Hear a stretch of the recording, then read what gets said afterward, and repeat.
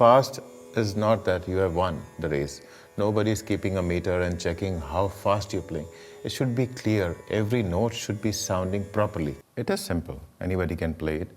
Whoever can blow and create a sound in a bottle can definitely play this instrument very well.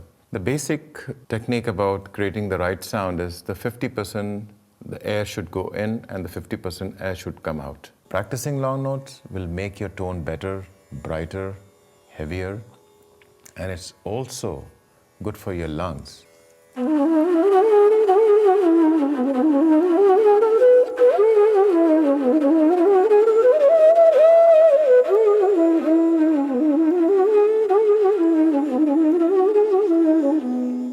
A lot of people, students have asked me this question, do we need to move our head while playing gamak? It's not necessary. If you want to showcase it that I'm doing the most difficult thing in the world, then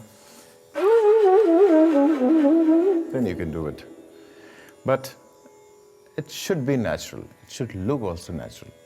We have to decide how much to hold the breath and how much to release it. If I want to play soft, I have to throw the air a little lower level.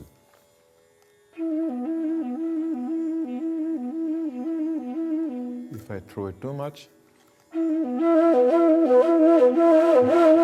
I'll get all this cracking sound, which is supposed to be not there while performing. In West also we have tonguing, but it's more of it's called a flutter, which sound this way.